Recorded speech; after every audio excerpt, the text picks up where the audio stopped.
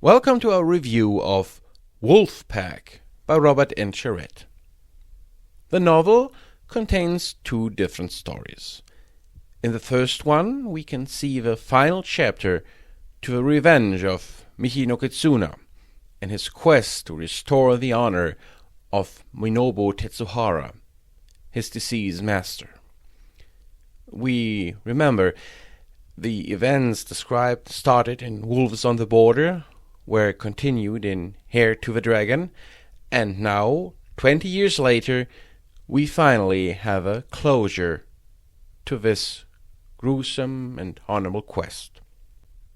The other story is unrelated and about the Wolves-Dragoons Civil War. It is told from a perspective of Brian Cameron, a young officer in the Dragoons.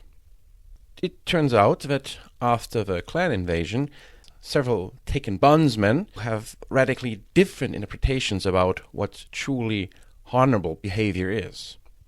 One of these, an elemental named Elson Novacat, uses his position inside the Dragoons to gain influence over Alpin Wolf, the grandson of Jaime Wolf, and this all leads to a severe conflict. In the book, we can see the genesis of the Civil War and its conclusion.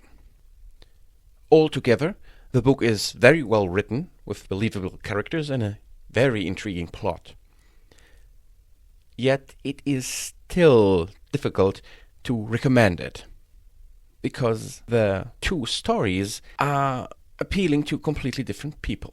The first one is the last part of a trilogy, and if you haven't read Wolves on the Border and Heir to the Dragon before, you will not be able to make much sense out of it, and you will not really get attached to the events. On the other side, the second story is a completely standalone tale, meaning it doesn't need any prior knowledge. This, of course, is a bit complicated. You cannot really recommend it for people who just want to have one good book. On the other side, if someone really doesn't have any interest for the Wolves Dragoon storyline, they will have a, quite frustrating last part to their glorious and very good trilogy. I can say that if you have read Wolves on the Border and Heir to the Dragon, you should not be afraid to pick up this book, because it is truly good.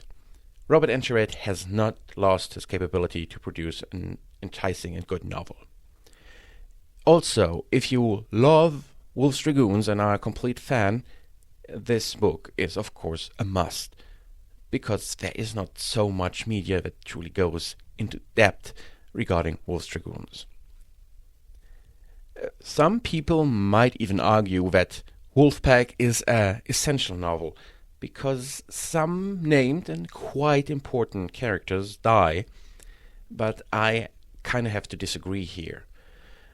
The events described have very little influence over the wider policies of the inner sphere, and those people who die are usually introduced in this book or already, let us say, retired.